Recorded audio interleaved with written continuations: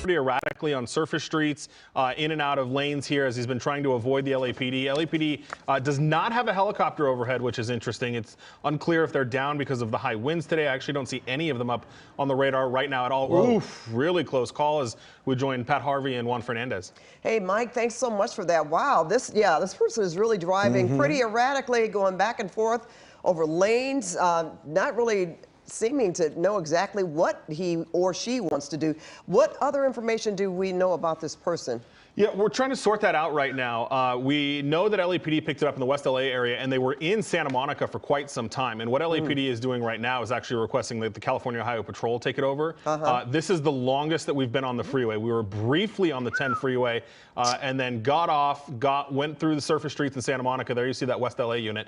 Got off on the surface streets into Santa Monica and then got back on the 405 northbound, which is where we are now, right coming up on the 101 intersection here with that LAPD unit pretty hot on his tail there. And again, they do not have a helicopter overhead at this point. What's interesting, Mike, is just the amount of traffic that's out there tonight, almost 9 p.m. here, and you can see just how many people are out there. And this driver is basically just weaving in and out of that traffic. Yeah, and without any regard for anybody. I mean, at freeway speeds, we've watched them do that, where they are kind of about to take a lane and then last minute swerve over to the left as we get behind some trees here. This is right crossing under the 101 freeway now. Look how close that the LAPD is right behind this vehicle. Yeah, and that's the West, and there you go. Look at that. Yeah. Really wild here. And again, I think it's because they don't have a helicopter to keep eyes on this right now. SkyCal's overhead, but LAPD does not appear to have any of their helicopters up right now as we just transitioned to the northbound 101 here from the 405. So now we're kind of getting into the Encino area. You know, the Sepulveda Wildlife Basin is right there on the other side. So made that turn now getting off the freeway here from the 101. Mike, any reason why the air units pulled away?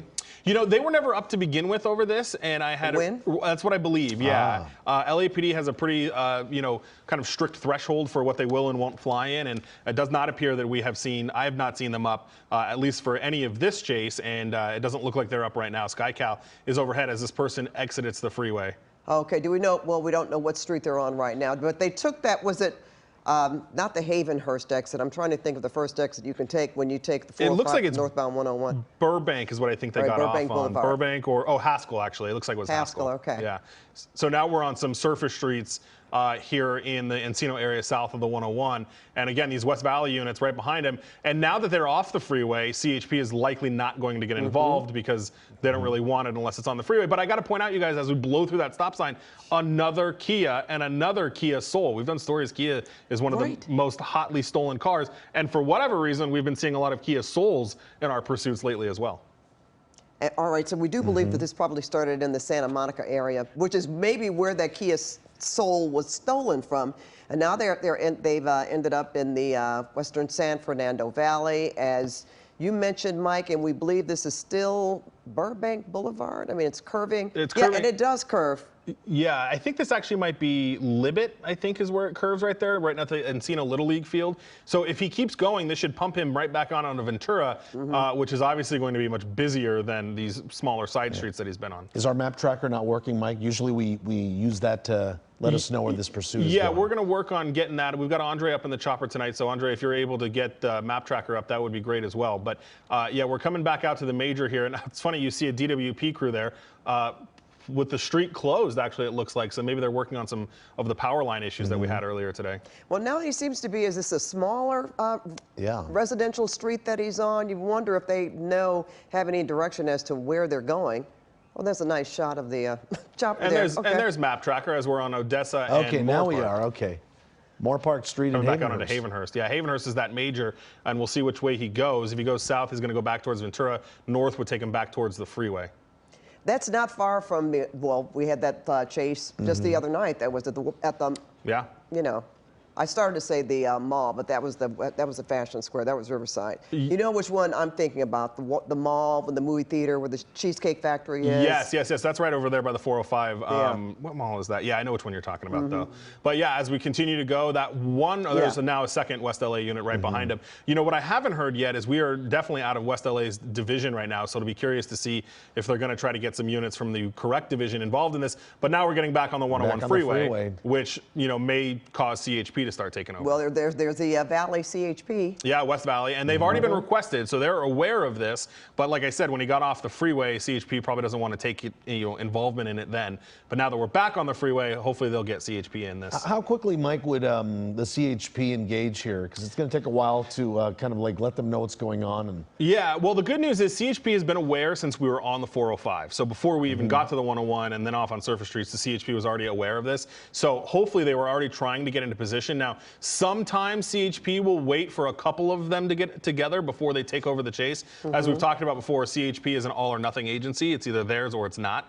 So they may want to wait until they have a couple more units. But I will switch over to the CHP frequency right now and see if I hear those guys trying to get in place. All right, if he keeps going, I mean, he can either continue on the 101 or he could get back on the 405 That's right. freeway. Especially he's going southbound on the 101 And freeway it looks right like now. he's got to make that choice right here. And I think he may be going.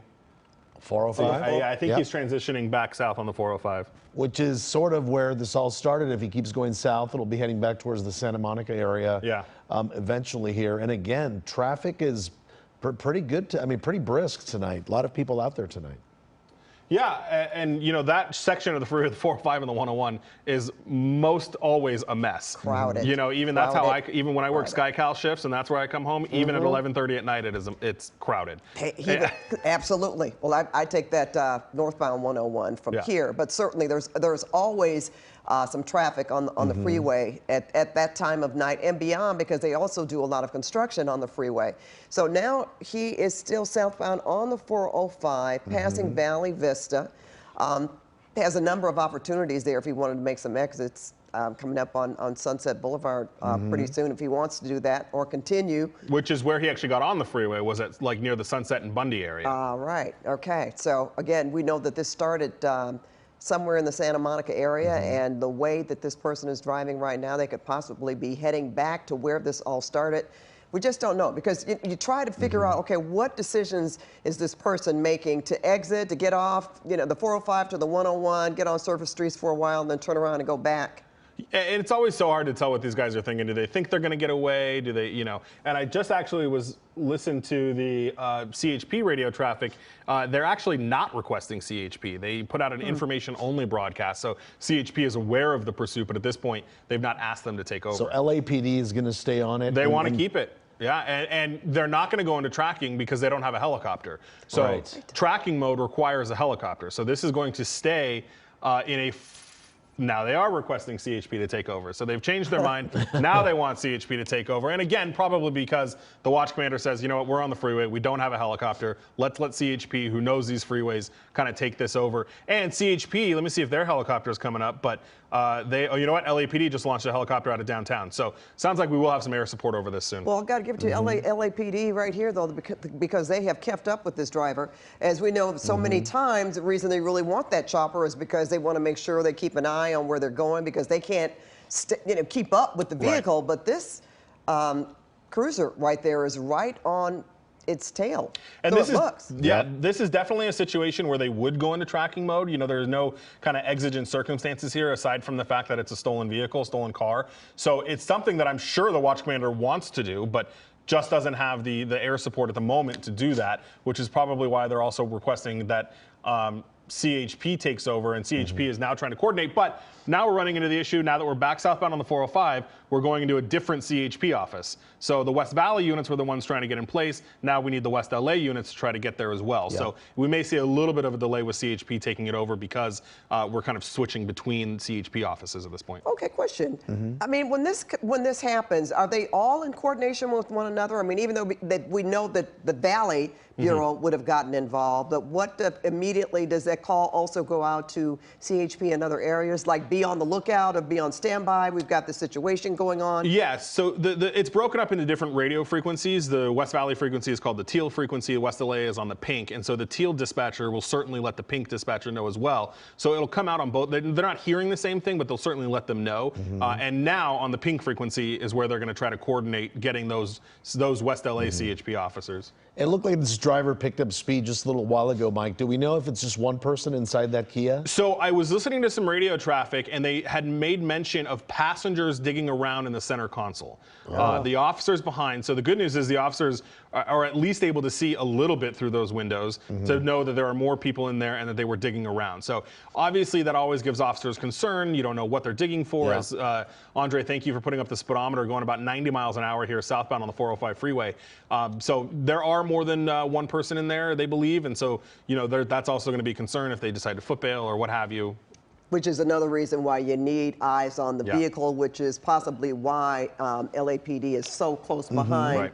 Since the chopper wasn't overhead. Is it overhead now? It's almost there. It's coming through Pico Robertson area now. Okay. So I would say another just couple minutes before the LAPD helicopter's over it. And that's what we've seen the last couple of pursuits, right? The car comes to a stop and 2 or 3 people just bolt in different directions and scatter, leaving police chasing all of them at different times. But this is cat and mouse. They are right behind. Okay, they pulled back a little bit, Mike and Juan. Did you notice that? Yeah. As soon as he started driving a little bit more erratic in and out of lanes, but for a minute, they were right behind this car. Yeah, and they have been the whole time, but he is really picking up speeds now as we go over 100 miles an hour here. Wow. That's definitely going to give that right between the Goodness. Okay. All right. He did. This is terrible. And He's bouncing off lost the control. center divider now too. Wow. Yeah, he hit that. And there's that patrol unit. Did he hit a vehicle, Mike? I don't think so. I think he was divider. narrowly trying to miss it. He bounced off the right sound wall and then into the center divider. And you saw all those sparks flying. And now we don't know, what kind of injuries. That's going to make it hard for LAPD too. Are they going to approach this? Are they going to, they have to consider if this person's injured and if they need to rescue them or if they want to wait and try to do call-outs. And what's interesting here, too, is to see just how this affects traffic, because they haven't really made a stop yet, have they, in terms of getting in place, and now it seems like they have. But we noticed, there's still a number of cars that are going through, because you need, obviously, more vehicles to stop traffic and keep them behind. But I can imagine to see something, to even witness something like this for a motorist would certainly be... Yep. Look at that, Pat. The hood is open. It's popped open. So even if he tried to get away, maybe this visibility is not very good. Well, yeah, and Andre, if we can push in a little closer to the car, what I also want to point out is now all of the windows, all of the windows are covered with airbags. Yeah. So that's also going to make it hard for LAPD officers to see inside. At this point, we don't know, is this person conscious? Were they wearing a seatbelt? Did they hit their head? All kinds of things now that these officers are going to have to contend with because they can't see inside the car.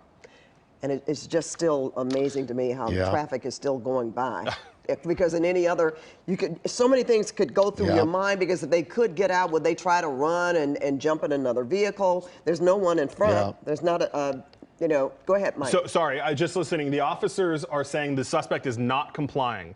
Suspects in the car are conscious and alert, it sounds like, not complying. They cannot see their hands. So that's going to be, we're now that LAPD can see that people are, moving and conscious in there, they're probably not going to run up and try to rescue anybody. This will probably be a situation where they try to continue to coax them out. But we also don't know what kind of damage is done to the car. Can they even open the doors? Do the doors need to be popped? Are they going to have to roll down the windows and try to climb through the airbags? There's so many things that now is going to be difficult to deal with because of this. And now we're getting the LAPD helicopter overhead. You see that spotlight starting to get in place. They're there. We're going to show our viewers a replay of just what happened here.